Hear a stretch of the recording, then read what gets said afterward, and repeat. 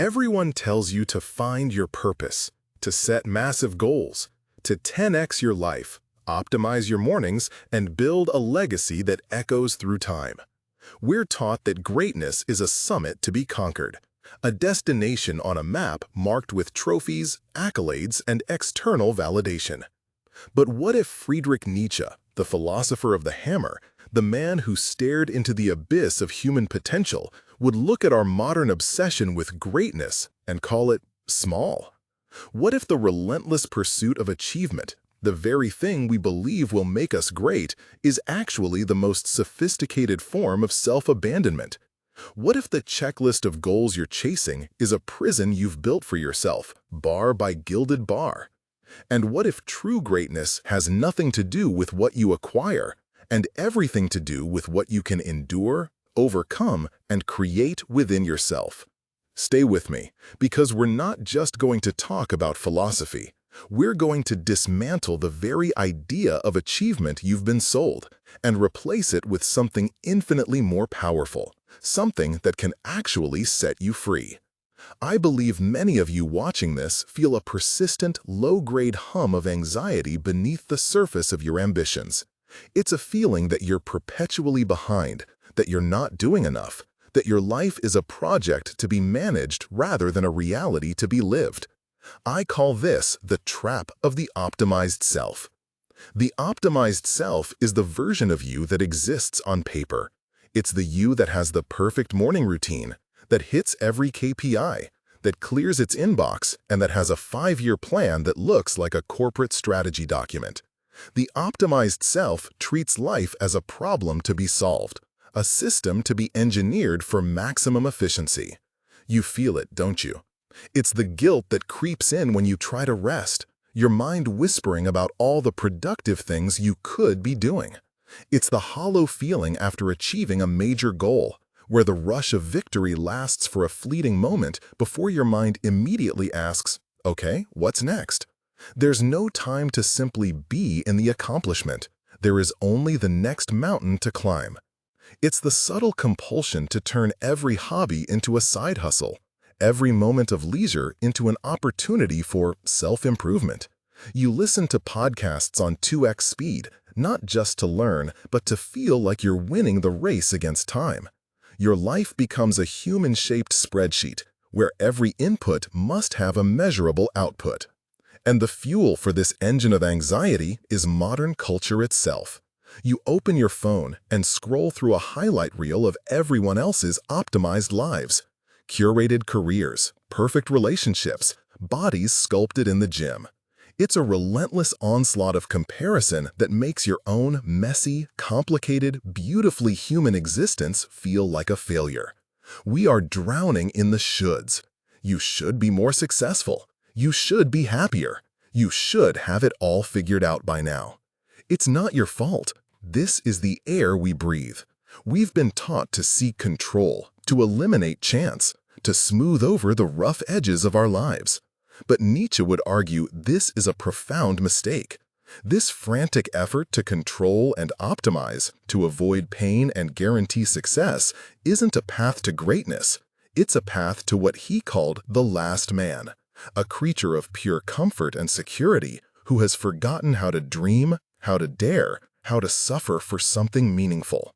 The optimized self, in its quest for a perfect life, risks creating a shallow one. It seeks a life without winter, and in doing so, never experiences the full bloom of spring. Let me tell you a story. Imagine a man named Elias. Elias is a software engineer, brilliant and driven. From a young age, he had a clear map for his life. Top university, job at a prestigious tech firm, climb the ladder, lead a team, ship a product that changes the world. He treated his life like code, elegant, efficient, and debugged of all unnecessary emotion or deviation. His friends would go on spontaneous road trips. Elias would spend his weekends learning a new programming language. His colleagues would talk about their passions, their messy relationships, their existential doubts. Elias would steer the conversation back to project deadlines and performance metrics. He sacrificed hobbies, relationships, and quiet moments of reflection at the altar of his ambition. And it worked. By 35, he was the lead architect for a revolutionary new app. He managed a large team. His name was in tech journals. He had achieved everything on his map. The night of the app's global launch, the company threw a massive party. The room was buzzing, champagne flowed, and people were clapping him on the back, calling him a genius. This was the summit. This was the moment he had organized his entire existence around. And as he stood there, smiling for photos, a strange and terrifying feeling began to wash over him. It was a feeling of profound, soul-crushing emptiness. He felt like a ghost at his own celebration.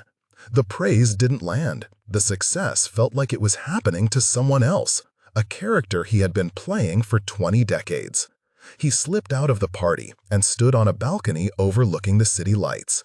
He had debugged his life of all its inefficiencies, the spontaneity, the vulnerability, the doubt. He had built a perfect, gleaming structure, but he had forgotten to build a self who could live inside it. He had followed the map perfectly, only to arrive at a destination where he felt utterly lost. He thought of a line of code he once wrote: "If goal achieved, then be happy." The condition was met, the if statement was true. But the then clause, it wasn't executing.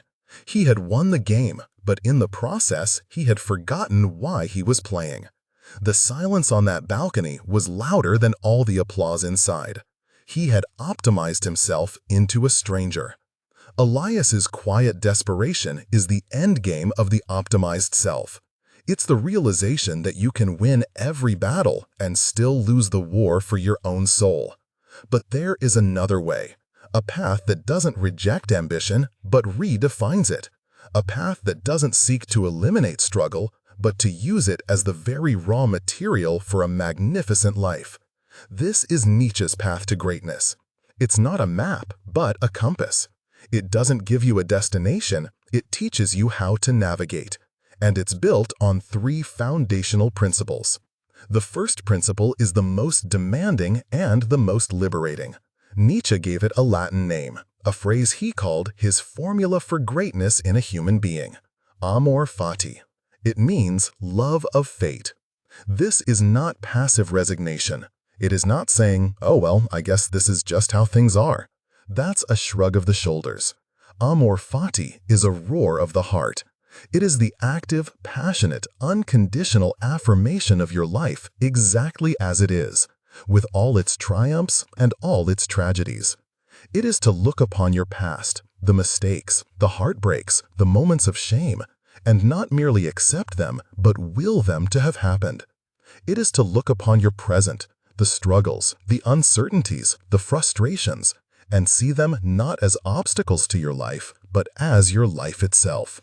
And it is to look upon the future, knowing it will bring both joy and pain, and to say to it all, yes, again.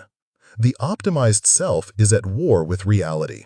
It wants life to be predictable, orderly, and convenient.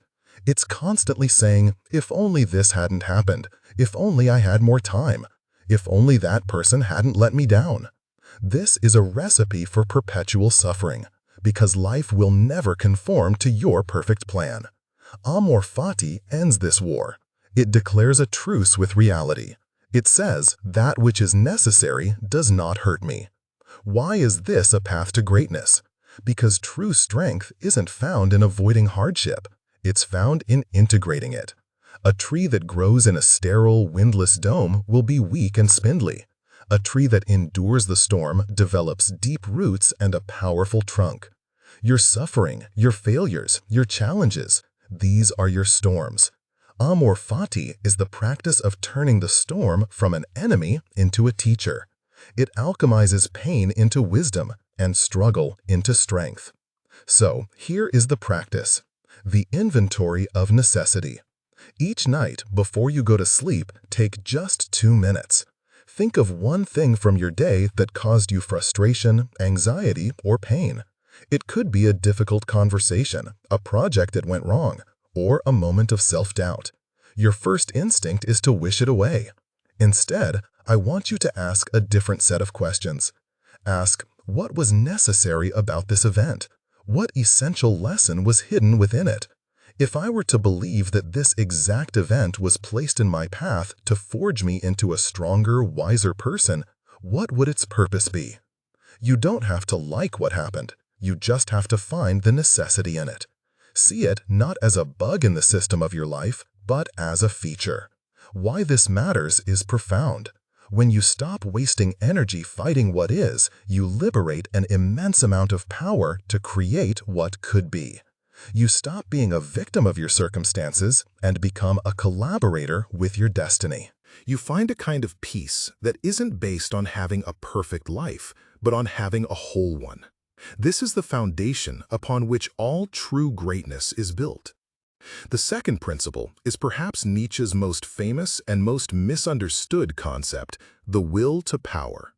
Now, when we hear those words, our minds often jump to images of domination, tyranny, and crushing others to get to the top.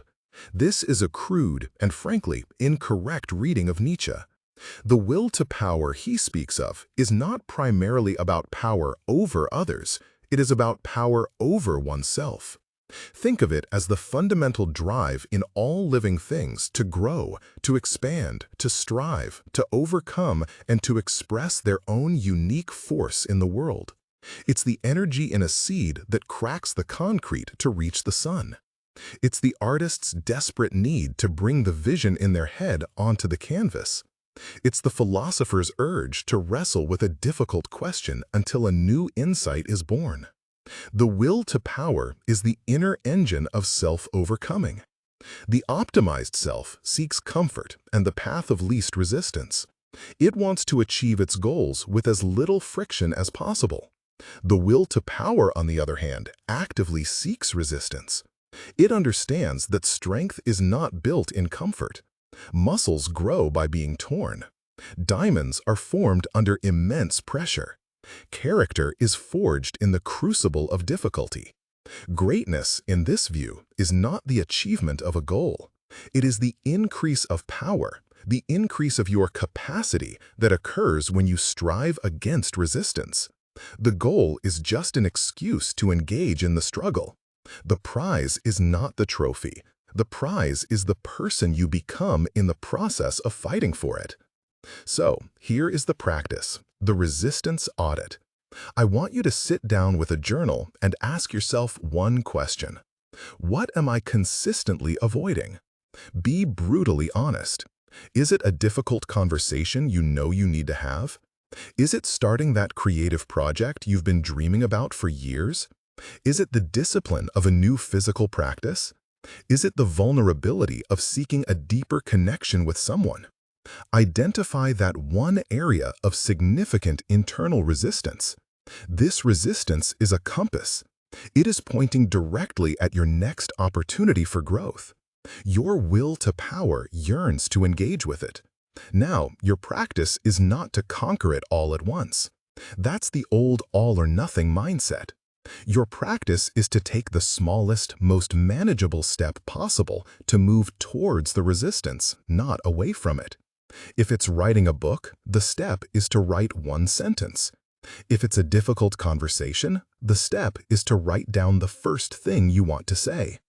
The goal is not to eliminate the resistance, but to dance with it, to feel the discomfort and act anyway. Why this matters is that it completely reframes your relationship with difficulty. Challenges are no longer seen as problems, they are seen as opportunities.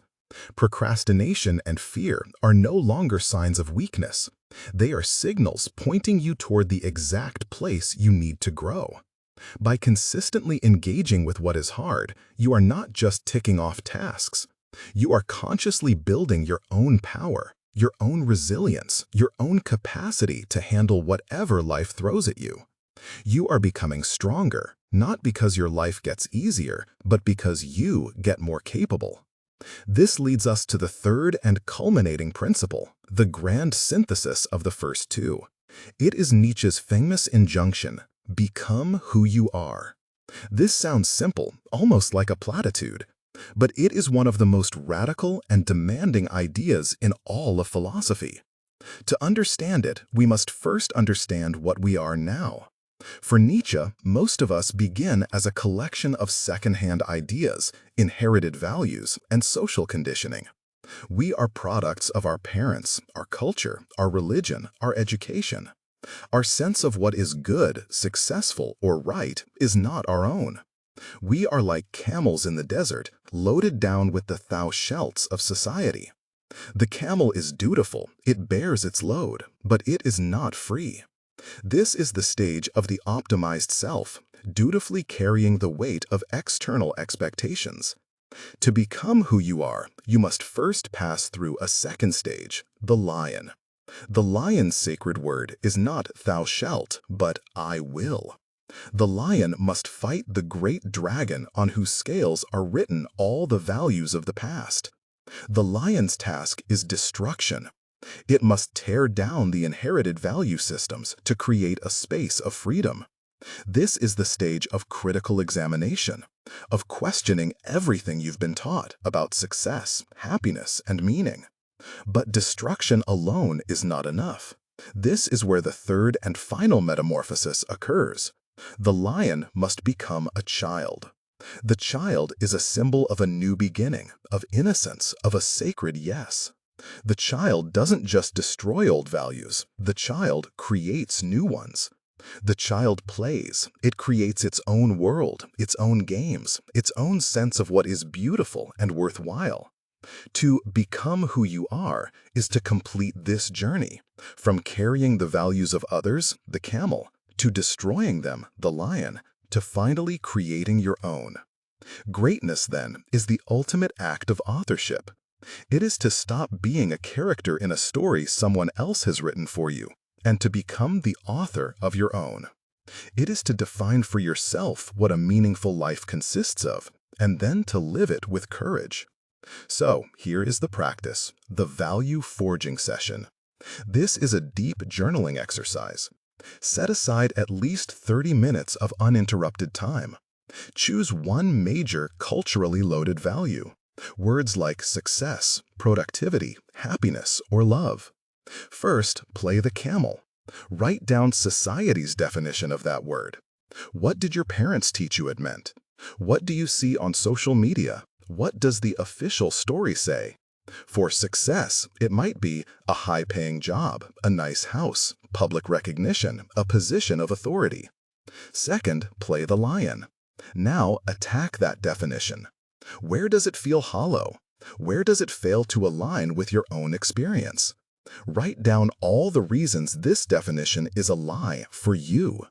This definition ignores inner peace. It doesn't account for creative fulfillment. It ties my self-worth to external metrics I can't control. It leads to the emptiness Elias felt on the balcony. Destroy it. Finally, and most importantly, play the child. Now create. From that cleared space, write down your new definition. What would success mean to a life lived authentically by you? Be specific, be personal, be bold. Maybe your new definition is, success is the freedom to work on projects that fascinate me, regardless of their prestige. It is having deep and honest relationships with a small number of people. It is having unstructured time to think and walk in nature. It is the ability to endure hardship with grace. Why this matters is nothing less than the reclamation of your own life. This practice, repeated over time, moves you from a passive consumer of values to an active creator of them. It is the only real antidote to the comparison culture of the modern world. When you know what your values are, the curated lives of others lose their power over you. You are no longer playing their game, you are playing your own. And in the game of your own making, you are the one who defines what it means to win. So, now we arrive at the pivot, the moment where these ideas stop being philosophical concepts and become a direct and personal challenge to you. I want you to take a hard, unflinching look at the life you are living right now. Your career path, the way you spend your time, your most important relationships, the goals you are chasing. And I want you to ask yourself a question that might be deeply uncomfortable, but is utterly necessary. Whose values am I living by? Is the definition of success you're chasing one that you consciously and deliberately forged for yourself in the fire of your own experience? Or is it a definition you inherited, one you absorbed from your family, your peers, or the endless scroll on your phone? Is the life you are building a true expression of your own self-created I will? Or is it a monument to 1,000 thou shalts that you never stopped to question? Be honest, there is no judgment here. Most of us are living by a script we never realized we were handed. But the first step toward freedom is acknowledging the existence of the cage. The question is not whether you've been living by someone else's values. The question is whether you will continue to. Let's return for a moment to Elias, our brilliant but empty engineer, alone on the balcony. He doesn't have a dramatic breakdown, quit his job, and move to a monastery. The change is quieter but far more profound. He begins with amor fati. He stops seeing his feeling of emptiness as a catastrophic failure. He accepts it as a necessary signal, a vital piece of data his soul is giving him. The emptiness is not the enemy, it is the messenger telling him he's on the wrong path. He begins to engage his will to power. He performs a resistance audit. He realizes his greatest resistance isn't tackling a more complex coding problem. It's the terrifying vulnerability of having an honest conversation with his partner about how lost he feels. It's the discomfort of starting a hobby he's bad at, like learning to play the guitar, with no goal of mastery or monetization, but simply for the joy of it. His new struggle is not for external achievement, but for internal presence. And finally, he begins the work of becoming who he is. He does his own value forging. He redefines success. He realizes his passion was never about climbing a corporate ladder, but about the pure creative act of building things. He starts a small, personal side project, not a startup, but a beautifully designed open-source piece of software for a niche community he cares about. It makes no money, it wins no awards, but for the first time in years, the act of creation feels alive and meaningful. He hasn't abandoned his ambition, he has reconsecrated it to a god of his own making. He is not a new person overnight. He is simply on a new path. A path defined not by a map to a predetermined summit, but by a compass pointing toward his own self-defined true north. We began with a paradox, that the modern pursuit of greatness actually makes us small. Now we can see why. It's because we have outsourced the definition of greatness. We have accepted a pre-packaged, one-size-fits-all version of a successful life, and we are contorting our souls to fit into it. Nietzsche's call is a call to courage, the courage to love your fate, especially when it's painful, the courage to seek resistance, to strengthen your will on the anvil of difficulty, and above all, the courage to turn away from the roar of the crowd and listen to the quiet whisper of your own nascent values. This path is not easier. In many ways, it is harder. It is far easier to follow a map than to navigate by the stars. But it is the only path that leads to a life that is not just achieved, but is truly, deeply, and magnificently your own. The goal is not to achieve greatness. The goal is to become the kind of person for whom greatness, in your own unique and unrepeatable form, is the only possible way to live.